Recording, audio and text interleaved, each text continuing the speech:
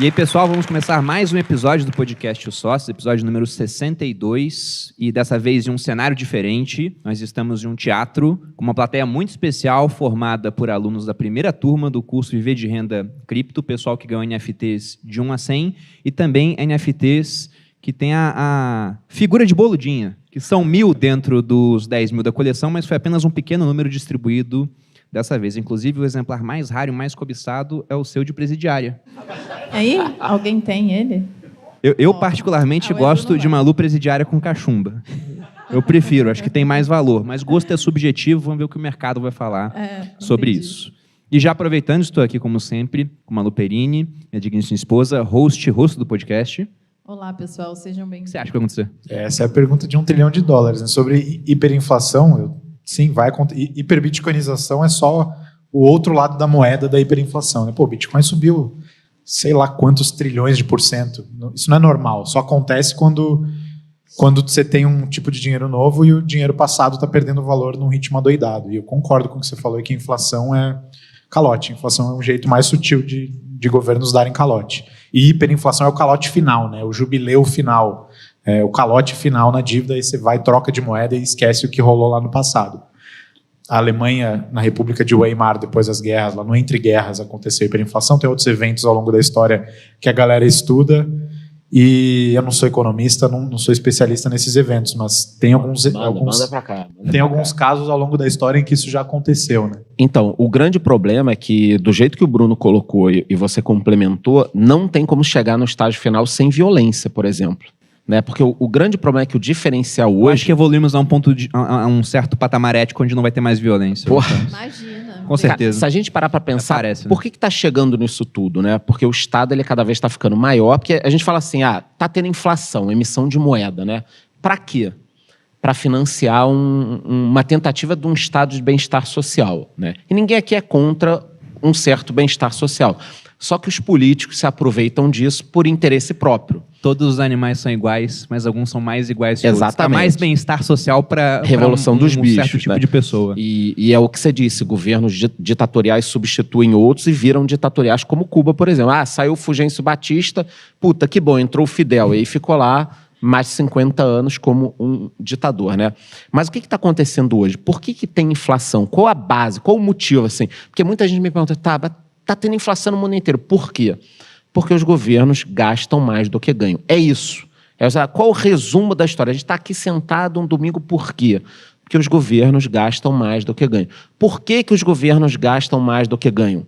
Porque quem está no governo não é responsável por pagar o preço depois dessa história. Vale a pena para ele. Vale a pena para ele. O cara fica muito bem, ele passa lá uma lei, olha, a partir de agora, todo mundo que mora a 100 quilômetros de uma capital vai ter energia gratuita porque, o cara mora mal, não sei o quê. Ninguém pensa o seguinte, que é uma decisão da pessoa. Se eu quero morar a 100 quilômetros de uma capital, eu tenho que arcar com o fato de que... Então, assim, nos últimos 20 anos, principalmente no mundo inteiro, a gente está vendo uma sucessão de decisões que explodiram os estados. E qual a consequência disso? Emissão de moeda, emissão de moeda, emissão de moeda, estado maior, maior, maior. E aí uma raiva, entre aspas, dos estados. Né? Quando a gente olha a Califórnia, por exemplo, onde está tendo um êxodo, cada vez mais impostos, né? A população está indo embora da Califórnia, né? Mais impostos, impostos, impostos. E eu vejo, cara, o que me preocupa, né? Uma raiva dos estados, um ataque à população. Então, outro dia eu estava vendo que tinham deputados, eu não sei como eles se chamam exatamente nos Estados Unidos, dos condados, querendo impor um imposto retroativo de 10 anos para quem saiu da Califórnia. Então, não, você saiu para fugir dos impostos, você vai ter que pagar mais 10 anos, você vai pagar mais 10 anos para trás. Por quê? Porque os estados estão desesperados por dinheiro. Então, a solução, eu acho que ainda está em tempo, seria uma diminuição dos estados, mas alguém acha que vai acontecer? Não vai. Não vai acontecer. Então, vai ter uma quebradeira e aí me preocupa essa questão. Como vai se resolver? Porque o Estado cada vez mais está partindo para cima das pessoas com essa ânsia de eu quero mais, eu quero mais, eu quero mais, eu quero mais. E aí vem as criptomoedas, porque o início do podcast foi exatamente falando sobre isso, né? A gente quer proteger o dinheiro.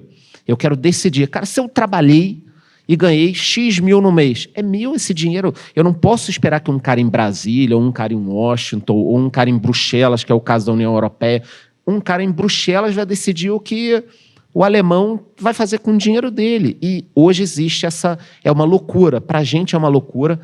Para a maior parte das pessoas, não. As pessoas não entendem que, olha, você ganhou o seu dinheiro, você quer contribuir com a sociedade, mas contribuir com quanto?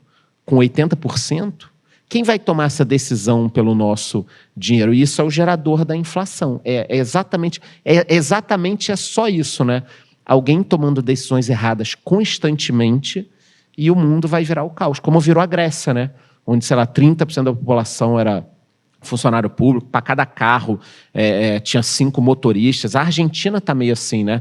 O país está empobrecido. A Venezuela, mais de 90% da população na pobreza, a maior reserva de petróleo do mundo, e mais de 90% da população na pobreza. Do momento que o Hugo Chávez assumiu até hoje, mais de 90% das indústrias da Venezuela acabaram fechando. Então, o país já não produz nada porque o Estado quis tomar tudo. Quando a gente toma essa consciência disso tudo, é muita loucura, porque é algo tão claro, né? Tipo assim, ó, tá acontecendo isso, e ninguém faz nada, né? Então, isso aqui é meio louco de pensar, né? Achei o resumo sobre inflação magnífico. Só para não deixar a pergunta do Bruno no ar, não acho que com a ascensão do Bitcoin e das criptomoedas a gente vai deixar de ver estados como a gente conhece ou as democracias vão perecer. Eu acho que vão perdurar aqueles sistemas de governo que souberem sair desse conundro, né? Que souberem gastar menos do que arrecadam. Tem um pensador que chama Albert Hirschman, que fala sobre direito de voz e direito de saída. Então, que os bastiões, os pilares de uma sociedade funcional são você conseguir expressar o que você pensa, né, a voz, liberdade de expressão, mas também o direito de você cair fora de um esquema quando você não concordar com ele.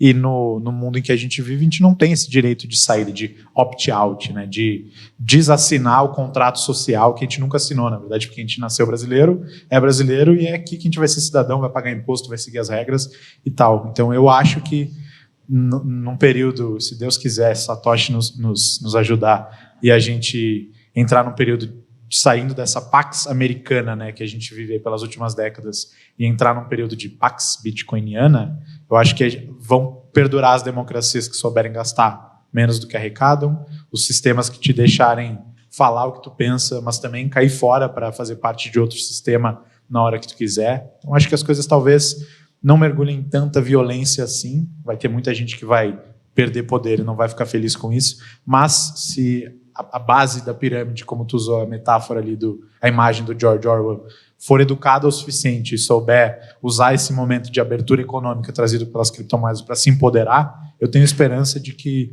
a violência vai ser breve e a gente vai mergulhar num futuro muito mais próspero do presente que a gente vive hoje. Mas a tua esperança é de violência breve, não Breve, sem violência. Sem violência não dá, né? Nos Estados Unidos o pessoal saiu da Califórnia e foi para o Texas, né? Fugindo, porque lá é diferente do Brasil, né? Você pode ter regimes tributários diferenciados. O Elon Musk fez isso. O Elon Musk, o podcaster, Joe Rogan, que ele recebeu lá os 100 milhões do Spotify, parece que a diferença era de 13 milhões de dólares de impostos. Ele foi embora.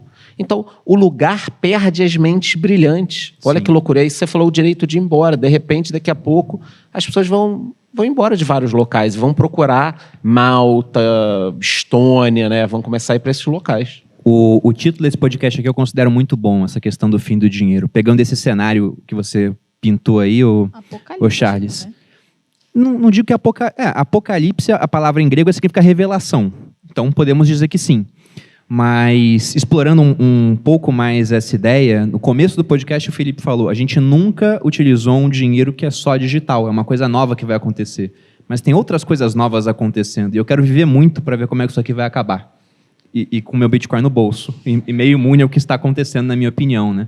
Desde que ele continue existindo, vai saber o que pode acontecer no futuro. Mas a questão é a seguinte, os estados eles gastam mais. E lá atrás, um banqueiro francês ele cunhou aquele efeito Cantillon, que funciona da seguinte forma. A gente fala que, para a escola austríaca, inflação é aumento da oferta monetária. Mas se eu criar um monte de dinheiro e trancar numa sala, aquilo não muda a estrutura de preços da economia. O dinheiro tem que começar a circular. Na hora que o governo vai e cria muito dinheiro, e essa é a melhor forma que ele tem para se financiar, porque as outras é aumentar imposto, isso é impopular, é nessa hora que talvez aquela elite que não está no poder consiga tomar o poder. A outra emite dívida, eles fazem muito isso, inclusive pagam a dívida que vai vencer com nova dívida, mas com a dívida ficando muito grande, tem países extremamente endividados, os juros tendem a ficar maiores, como é o caso do Brasil, por exemplo. Então, colocar mais dinheiro, se for um pouquinho na economia, ninguém percebe, está todo mundo feliz. Então eles vão, criam dinheiro, o dinheiro passa a circular.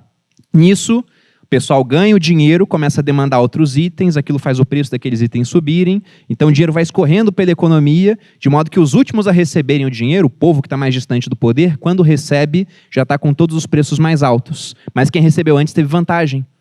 O mega empresário que faz um contrato com o governo e ganha aquele dinheiro novo, ele pode comprar enquanto os preços estão antigos ainda. E aí depois que os preços sobem, o que o governo vai e faz? Cria um pouco mais de dinheiro. Então por isso que tem metas de inflação pequenas, mas constantes a cada ano. Porque aquilo é muito bom para eles. E isso vai desvalorizando o dinheiro. E tem um outro ponto também. Os gastos públicos, você fala, tem que reduzir o gasto público. É muito complicado disso acontecer, até pela estrutura democrática. Numa eleição, a gente vai passar por isso esse ano, quem será que ganha? O candidato que chega e fala, eu vou reduzir o gasto público, eu vou tirar a sua saúde, vou diminuir verba de segurança e de educação, mas você vai pagar menos imposto. Ou o cara que fala, eu vou aumentar o gasto público para te dar mais saúde, mais segurança, mais educação e metrô Porto Alegre e Manaus. Uma promessa boa, assim, ele vai lá e coloca, né? Metrô Trem-Bala, da Dilma. Como é que vai pagar por isso? O São Paulo, né? Tributaria Era pra os mais sair ricos. na Copa Pois é. o trem-bala. Tributaria os mais ricos. Esse cara ganha a eleição. Se ele quiser minimamente fazer alguma coisa que ele prometeu, ele vai ter que aumentar imposto, não é tão legal, dívida, ele faz isso, mas também abusar dessa questão de poder criar o dinheiro que a gente usa. Então, a inflação ela vai persistir.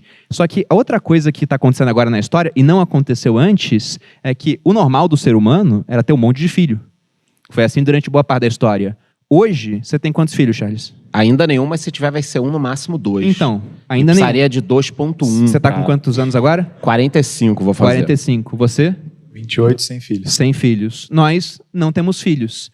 E na sua idade, meu pai tinha 3 filhos. Ah, não, a gente tá atrasado pra caralho. Era Pois pra é. ter 7 cada um aqui, né? Pois é. E hoje a gente paga a previdência de quem está aposentado. Quando a gente se aposentar, quem pagará a nossa previdência? Como todos nós aqui temos Bitcoin? Ninguém, não precisamos.